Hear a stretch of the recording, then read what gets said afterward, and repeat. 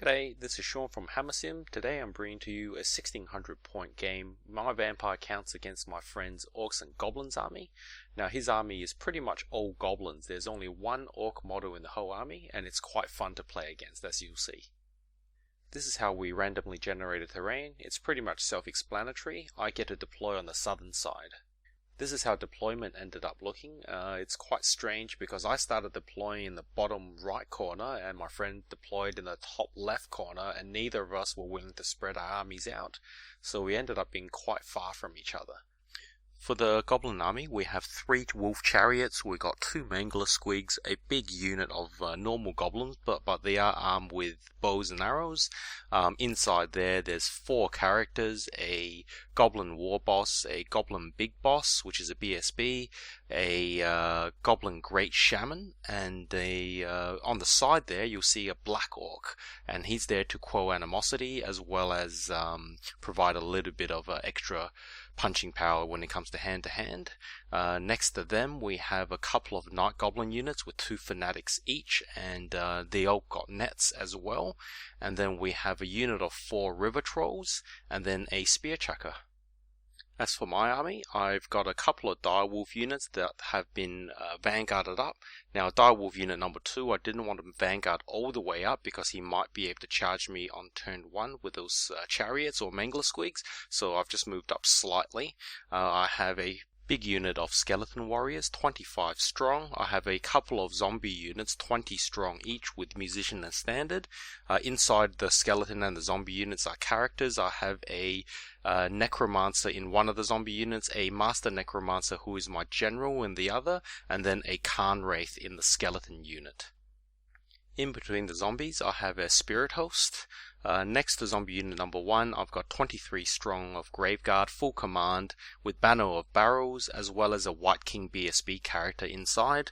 And on the far edge I have 6 Crypt Horrors with a champion. Here we have a couple of photos of the deployed armies. This is the goblin side first. As you can see there's a lot of unpainted and old models and proxies for the mangler squigs.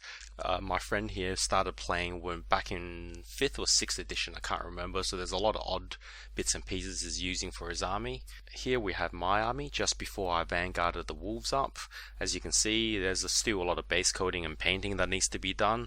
I'm slowly getting there, but between work and study, this is quite hard right now. I'm also using Vargeist as proxies for my Crypt Horrors. I do have a unit of Crypt Horrors which I haven't opened yet. I will get around to assembling them, just didn't get around to it for this match. You also notice a discrepancy in the terrain there. I've actually got a homemade idol of Gork there, which I made out of styrofoam and bit of plaster.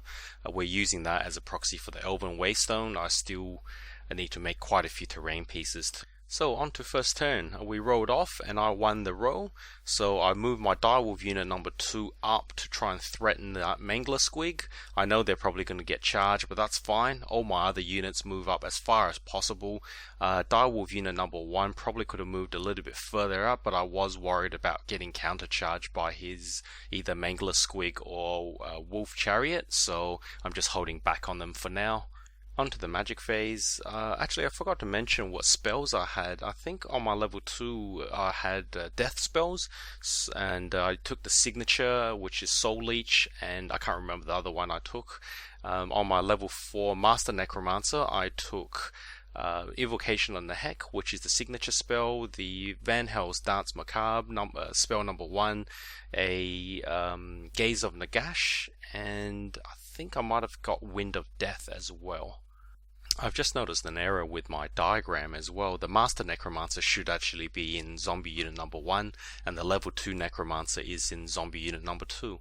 So during the magic phase, I ended up getting a long range cast of Gaze of Nagash off, killing the mangler squig outright, which is really good for me because that thing by itself can do a fair bit of damage to anything I've got. And then I managed to get a big cast of, a big cast of Evocation on the Heck off, increasing the size of both my zombie units quite a bit. Orcs and Goblins turn 1, he managed to get a charge off with one of the wolf chariots against my direwolves in the flank, so they're as good as dead. All the other units move up as you can see in the diagram.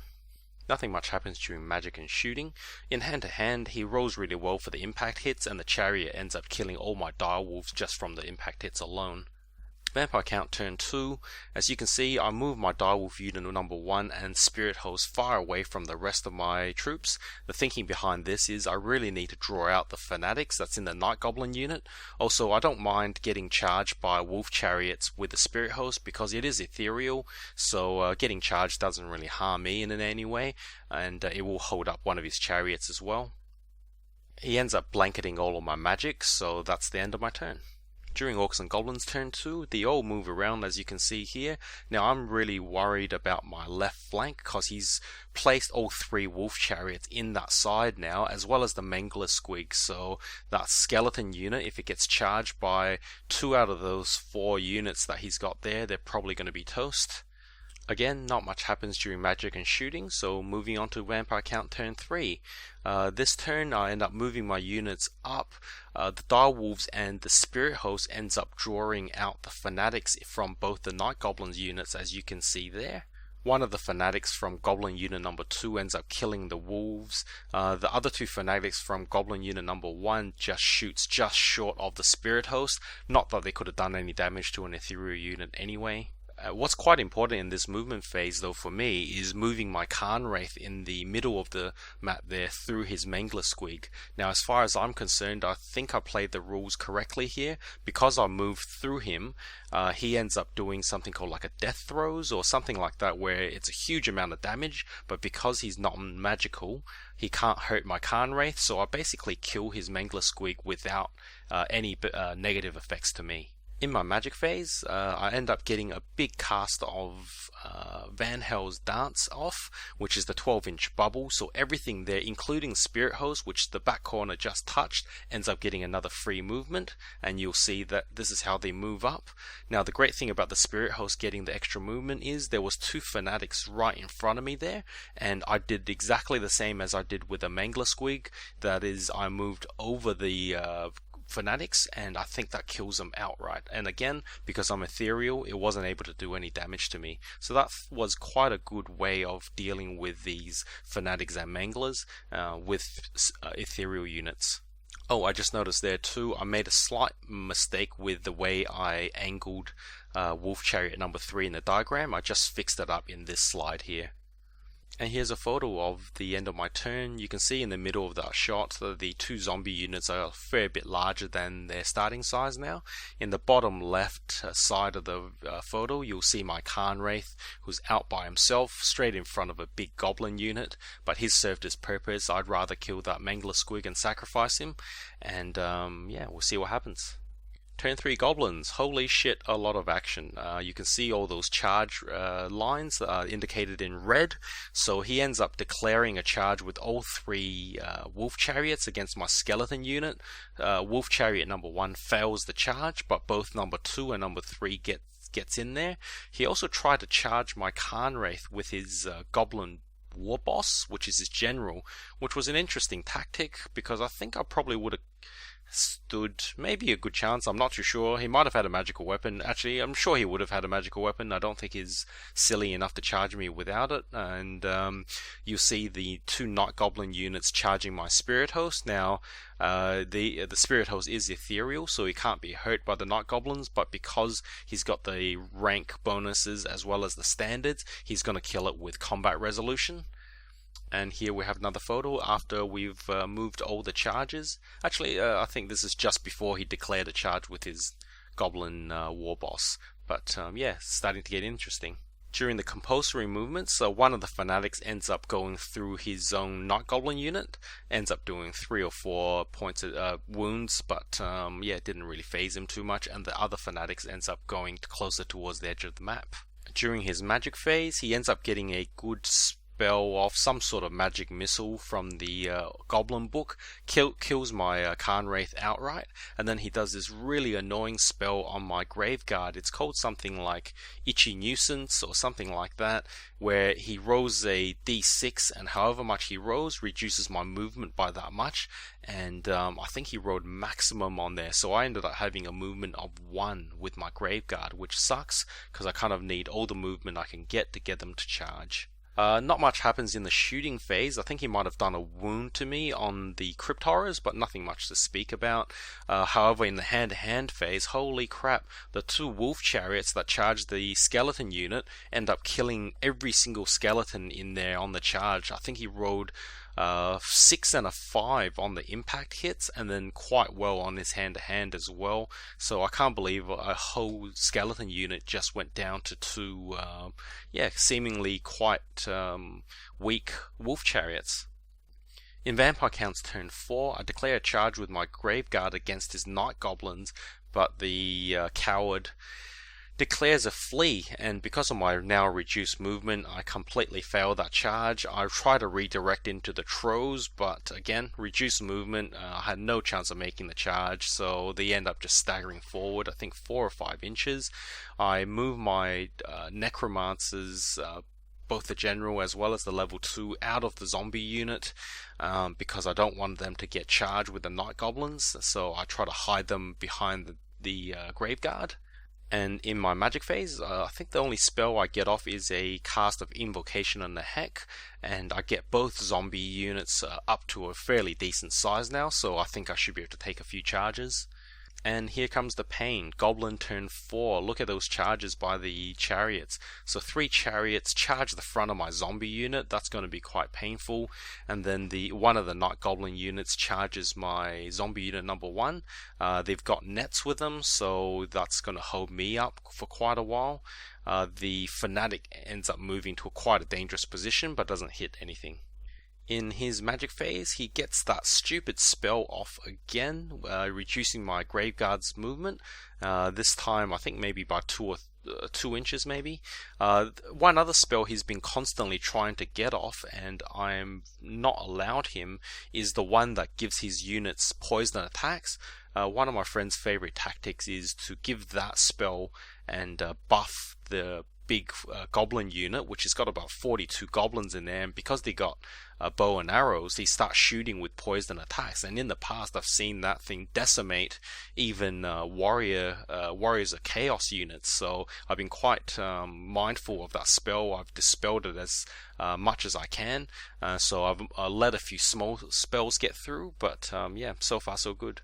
Here we have a photo of the end of that round after close combat. You can see the bottom zombie units just got 3 models left. I think they were about 35 strong thereabouts to begin with. So those wolf chariots are really doing a number on my troops. I had not expected them to do so well.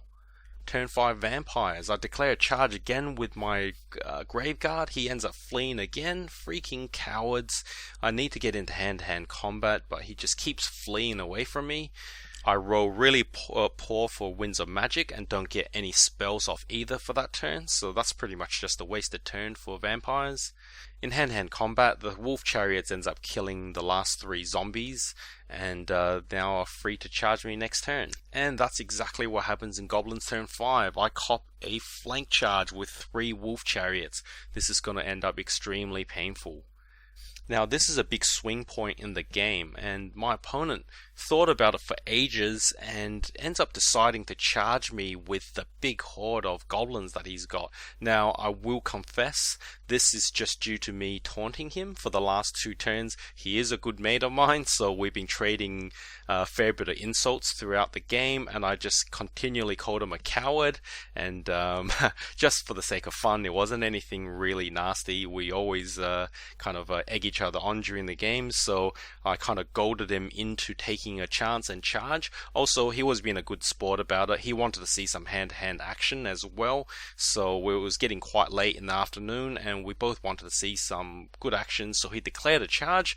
He only needed to roll a 5, I believe, to get the charge in, and he ends up rolling a 3 and a 1, so he ends up failing that charge, which in the context of the game is huge. He shuffles forwards 3 inches and gets stuck there with a big horde of goblins. During his magic phase, again, I ends up dispelling the poison attack spell, and with his remaining dice, he ends up doing a magic missile of some sort against my level 2 Necromancer, which he was just able to see behind that Night Goblin unit. In the diagram, I didn't indicate it, but his caster did move to where the red arrow originated from, and he ends up killing my level 2. Now onto the main hand-to-hand for that turn. The zombie unit cops a huge amount of wounds from the charging wolf chariots. I think he doesn't roll quite as well this time on the impact hit, so lucky for me, I end up surviving it. Chariot number 1 and number 3 are still in contact with the zombie unit, and number 2 has now been popped out of combat because there's not enough zombies to touch it. I end up doing a few wounds to his night goblins, but yeah, I really badly lose that combat. But lucky for me, I don't have to pass any leadership tests, they just hold. Vampire count turn 6, now I have to get in there, so I declare a charge with both my units. Now his big goblin horde was close enough to me that he didn't want to risk rolling against my 2 units that were charging at him, because if I end up rolling high and he rolls low on the 2d6, I'm going to chase him down and kill him without a fight. So he elects to stand and shoot, kills maybe 1 or 2 Graveguard, but that's okay. I'm now in combat, which is what I wanted from the first place. I also moved my Master Necromancer away from my zombie unit, sort of behind everything, because I don't want to be charged by the wolf chariots. And in my magic phase, I get an Invocation and a Heck off, which increases the zombie unit back up a little bit more, so hopefully they will survive. And then it also increases my Graveguard back up to their full strength. And then I get a Van Hels off with the last dice I had left, and I gave that to the Crypt Horrors, so they got rerolls to hits now. Here's a close-up view of the smaller of the 2 hand-to-hand combats. I think I mentioned before, the Night Goblin units that my mate's fielding has nets with them, so they're really annoying, especially with zombies, because I'm already weapon skill 1, and now he makes my strength 2, so I was barely getting any wounds on him whatsoever. But in the all-important big combat, my friend challenged with his Black Orc, which I accepted with my Crypt Horror champion. I end up doing a crapload of wounds and a stomp to him, killing him outright.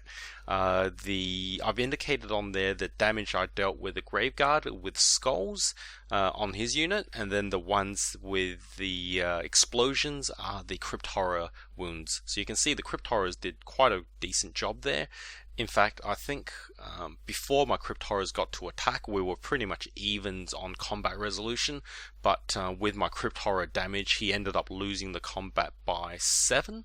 So this meant that my opponent needed to roll Snake Eyes or Insane Courage, basically, to stay around. He has got a BSB, which gives him 2 chances at it. However, he does fail that and ends up fleeing.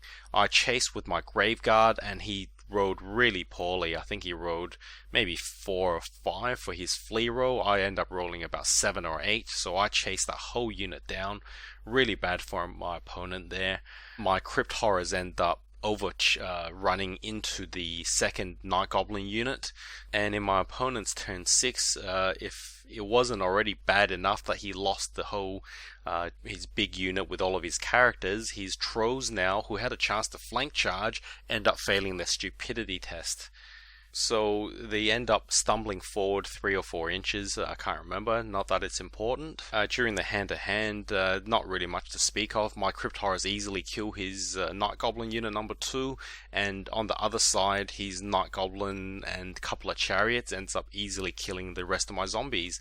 And this is how the game ended. And here's the victory point breakdown. I scored 1,231 points to my opponent's 630, so I was about 30 points away from a major victory. And here are my afterthoughts about the game. First up, and this is the big thing, the final result of this game really did not reflect how well my opponent played.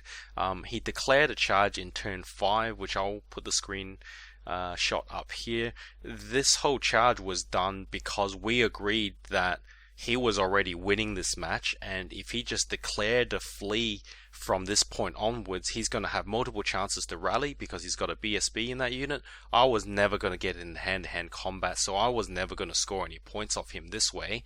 So realistically, he did the charge here to do me a favor because we already played 5 rounds with pretty much no hand-to-hand combat to speak of, and we both kind of wanted just to see a lot of dice rolling, if you want to see it that way. So we kind of just decided based on more of an entertainment sort of factor than a game strategy factor. So in fact, realistically, if this was a tournament game that we're playing, he would have just fled and kept his points.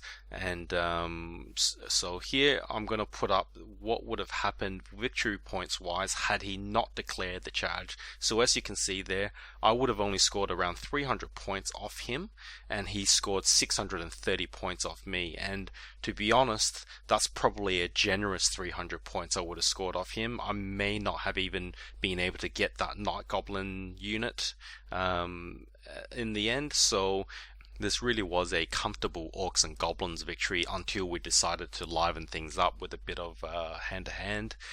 He outmaneuvered me completely. I'd admit to that. I played fairly poorly with my deployment, which I'll cover in the next part of my afterthoughts. One of the big factors with this game is Goblin Magic. Even though I did a fairly good job of not allowing him the poison attacks, which he would have been firing 30 plus arrows at me with poison attacks every turn, his magic that reduced my movement on the Graveguard was extremely crucial to this victory. I thought several times I declared charges and was not able to make them because I had movement of 1 or 2. And the fact that he can steal dice off me as well during if he gets a spell off is really annoying. And the other surprising performer of the match is the freaking Goblin Wolf Chariots. They smashed my infantry. I don't think, with the exception of maybe Elven Magic, very few armies have had as much success against my huge blocks of zombies and skeletons. And these chariots have managed to do them usually within one charge, or maybe one charge and then another close combat round. So I was very impressed. And the real downfall of my game really is I was out deployed completely. I'm just going to bring up the deployment screen again. This is how the first few drops happen. I dropped my zombie unit number 2 close to the Elven Waystone because I wanted my necromancers to have the better channeling ability. He deployed his spear chucker there, so giving no indication to me of where his army was going to end up.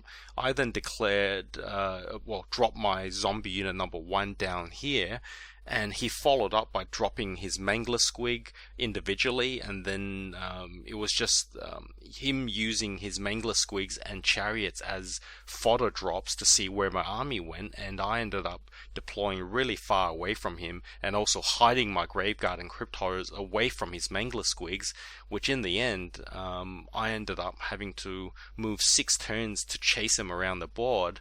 And yeah, it was just terrible deployment. I should not have done it that way. I should have probably made my Graveguard and Crypt Horrors more closer to him. Even if I have to take a charge from the Wolf Chariots, so be it. I can get into combat early. Couple of things about my army. I felt that the ethereal units worked really well against the Goblin Fanatics and Mangler Squigs. I think we played the rules correctly. If we haven't, please comment below. But yeah, just moving through those Fanatics and Manglers with the ethereal units, I think kills them outright. And lastly, this is the first game I fielded any serious number of skeletons. If you watched any of my other videos, you'll see that I like to field big blocks of zombies because I just think they're insanely good for their points cost.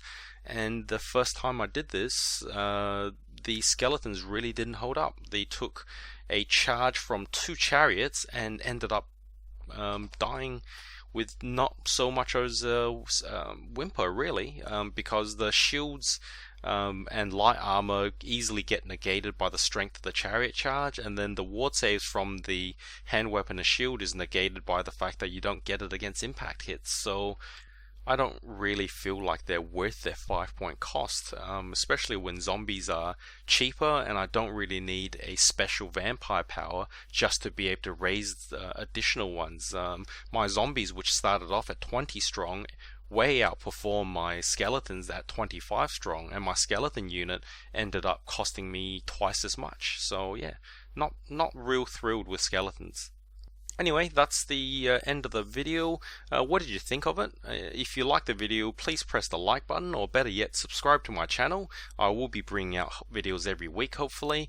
If you've seen any glaring rules mistakes or suggestions on strategy, feel free to comment. Me and my friends always look up this channel, trying to learn from other Warhammer players, so don't be afraid to comment any suggestions you have. I'm Sean from Hammersim, and thank you for watching.